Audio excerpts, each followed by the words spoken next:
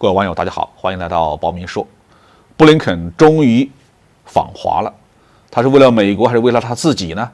折腾了几个月之后呢，美国国务卿布林肯终于在昨天踏上了中国的土地。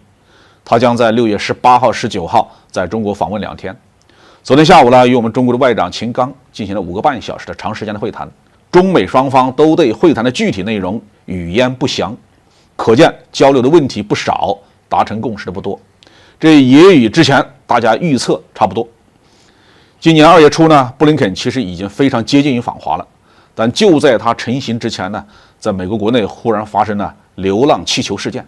美国绝大多数的主流媒体用一个失控的中国气球作为借口，大肆的攻击中国对美国搞气球间谍活动。美国政府呢也挡不住美国朝野疯狂的反华浪潮的挟持，出动最先进的战斗机击落了中国的气球。布林肯呢也只好宣布取消他的访华行程。事后有人指出美国政府炒作气球事件是为了掩饰发生在美国俄亥俄州的重大环境事故。但现在来看呢，这次炒作是一箭双雕。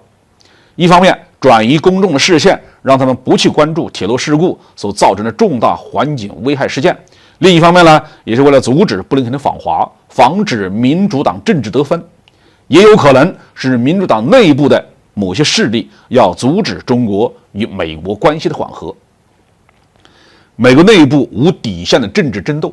以及美国失智反华的政治氛围，让中国认识到不给予美国某些人严正的警告，就不足以获得应有的尊重；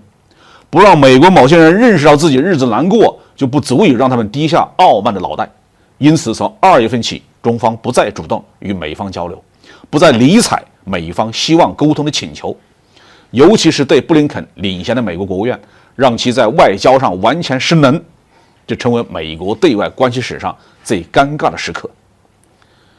布林肯呢还有今天1天的行程，还会与中方哪些人见面，现在还不清楚。但是从昨天会谈的情况看呢，结果不是太好，他想见中方更重要人物的可能性越来越小。我们之所以如此判断，从最近一段时间美国并没有表现出足够的诚意有直接的关系。就在美国明确布林肯即将访华的情况下，美国依然在经贸科技上对中国进行无理的打压，特别是在军事上依然在进行更高强度的挑衅，在对台问题上不断的侵害中国的主权。这样一种状态不是诚心要与中国进行合作的氛围。布林肯这次为什么要下决心来华一趟呢？是因为美国此前的极端反华政策彻底失败，更主要的是美国陷入了国际国内的巨大麻烦，需要中国的合作甚至是帮助。因此呢，按照美国国务院发言人的说法，布林肯要来华建立沟通渠道，防止误解误判，捍卫美国的价值观和利益，以及合作的应对全球挑战。同时，作为美国国务院的负责人，布林肯必须为后续要来中国进行具体事务会谈的国务院的各路人马铺平道路。但是道不同不相与谋，意不合必定是南辕北辙。在美国反华政治正确的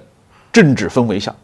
在美国朝野谁反华谁有理的疯狂状态，布林肯就算是到了中国，见到了中国有关的负责人，也没有办法为美国的国家利益争取些什么。